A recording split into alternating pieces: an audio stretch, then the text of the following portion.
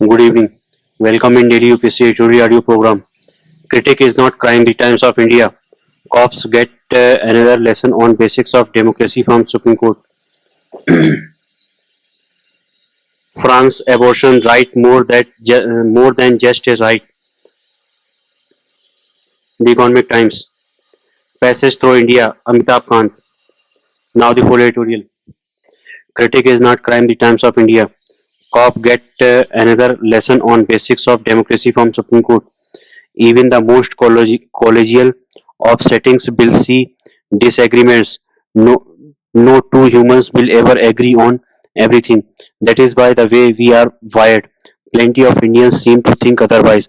What else can explain the regular stream of rebellious FIRs against people who express a dissenting view?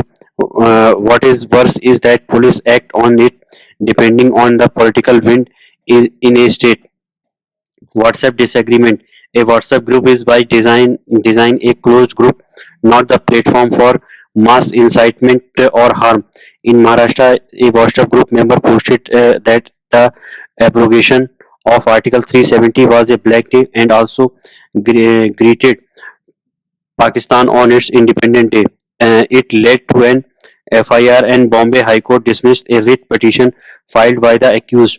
Dissent and democracy. Supreme Court on Thursday quashed the FIR. Its reasoning was a resettlement of the restatement of the first principle of democracy.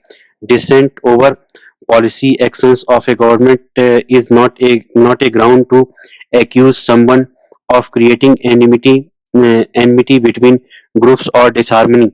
Dissent and democracy coexist. That's possible because the constitution guarantees freedom of speech. For sure, there are reasonable restrictions here, but India's problem is unreasonable restrictions and arbitrary arrests. That's what undermines faith in a democracy. Thin-skinned are not benchmarks. Supreme Court said the standard used to judge the effect of expression is that of reasonable people. We cannot apply the standards of people with weak and vacillating minds. It added, "This is a big part of the problem as the perpetually outraged are treated with deference by police forces. Wake up, cop! Police came in for beating beating observations. Supreme Court said police forces need to be taught about constitutional guarantees of freedom of speech. It is an apt suggestion. However, police professionalism depends on insulting them from political parties. Will that ever happen? France abortion right more than just a right in the Economic Times. On March 8, France celebrated International Women's Day with a wax sealing ceremony of the constitutional revision that made abortion a fundamental right. Earlier in the week, the French parliament voted overwhelmingly in favor of this amendment, making France the first country to guarantee abortion rights in its national charter. Abortion was legalized in 1975. The French move came in response to the US Supreme Court overturning Rose Bols's Wade in 2022. After nearly half a century of ensuring women legal access to abortion, Catholic bishops and the Vatican have expressed concern about the decision and the decision with the latter arguing that in the era of universal human rights there can be no right to take a human life.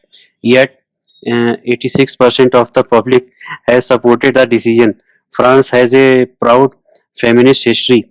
During the French Revolution, Olympe de Gauges wrote a declaration of the rights of women and of the female citizen, demanding equal rights for women, including the right to divorce, while guaranteeing abortion rights adds to this history. The decision stands out for another reason. It demonstrates that French polity and society have internalized the principle of separation of church and state laicite in governance. This is borne out by the fact that the amendment came at the time when there is increasing support for a return to France's Christian roots and the possibility of the far right improving its electoral tally. Interestingly, Marine Le Pen, the leader of the far right national rally, and most of her party's legislatures voted in favor of the amendment. Amid shifting currents in French politics, the bipartisan backing backing for licit service serves as a valuable example for other democracies. Passes through India, we need to get our tourism game face on, especially for high value customers for job creation. Amitabh Kant, the writer, is India's G20 Sherpa. Today's the global tourism market is valued in excess of $5 trillion, of which India's share is less than 2%.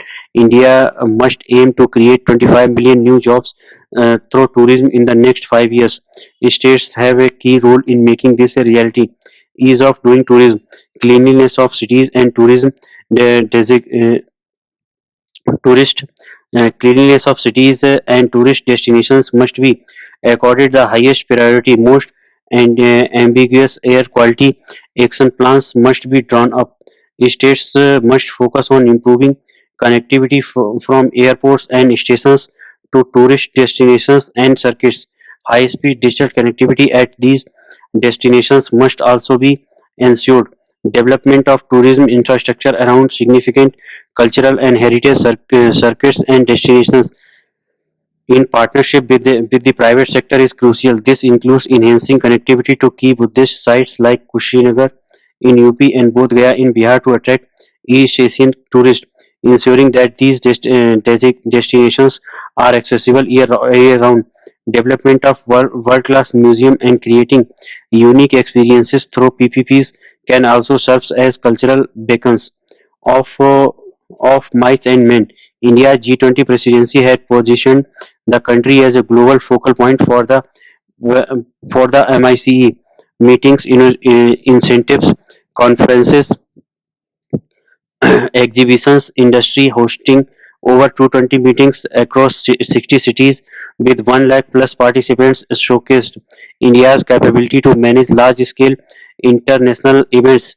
Creation of top class venues such as the Bharat Mandapam and Yesho Bhumi in Delhi have caught the world's attention, with the global MIC tourism market valued at $50 billion. India's share is less than 1%, a figure that underscores immense growth potential.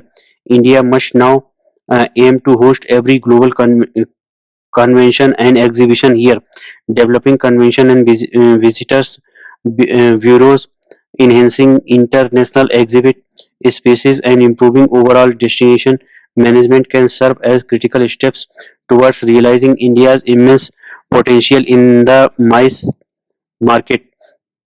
Making airwaves. India is the third largest civil aviation market. There is immense potential for our airports to become transit hubs connecting North America and Europe to Southeast Asia, East Africa, and now Northeast Asia. This would have huge economic benefits. Schemes such as Udan have considerably improved domestic air connectivity. Now is the time to boost international connectivity to key destinations, evaluating air connectivity, bilateral agreements, and boosting availability of seats with direct flights to tier 2 and 3 cities is critical.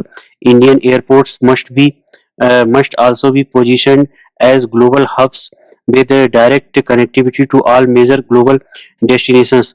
At present, a vast segment of Indian travels long haul by a third country airports. India must transform its airports into global aviation hubs, facilitating seamless connectivity between domestic and international airports. Club made destinations. India's potential in health and wellness tourism is vast and largely untapped. With Ayurveda, yoga, and other traditional practices, India offers a unique propositions in the global wellness tourism sector. Its rich heritage in natural and holistic healing, combined with Government of India's push towards promoting Ayurveda and wellness beyond mere treatment, positions India as a compelling destination for those seeking physical, mental, and spiritual rejuvenation. Introduction to Ayush visas is a treatment to introduction to Ayush visas is a testament to Government of India's commitment to making India the epicenter of global wellness tourism. On the campaign trail, launch of Avigorious Global Incredible India 2.0 campaign digitally can prove to the pivotal in marketing Indian destinations. An element in this strategy could be targeting NRIs and PIOs, harnessing emotional and cultural ties of this demographic, encouraging them to explore their heritage, to enhance tourism and facilitate increased international foothold. India could significantly benefit from adopting inno- innovative visa policies such as offering visa on arrival and visa free travel from target countries. These measures will simplify the process for tourists to visit India, making the country more accessible and attractive as a destination. Industrial tourism, giving industry status to the tourism sector would make it more commercially viable, leading to the sector getting benefit of power tariff and other taxes at industrial rates against the present requirement of paying at much higher commercial rates. It will also enable hospitality projects to get lending at much lower interest rates. This initiative needs to be undertaken by both central and state governments. Green cover. According to a Booking.com sustainability study, 87% of travelers globally want to travel sustainably, and 68% of customers look for eco-friendly hotels. Hospitality sector must lead the green movement by making itself efficient in terms of energy, water-based, temperature adjustment, and LED lighting. Sustainability must become the driving force, as it will be the key to enhancing value and attracting high value customers. The tourism sector in India is ready to pivot with the potential to not only significantly enhance its contribution to the national GDP, but also to become a major source of employment and economic empowerment across the country. Such a strategic approach can not only elevate India's position on the global tourism map, but also unlock the goal of creating 25 million jobs in the next 5 years. Thank you.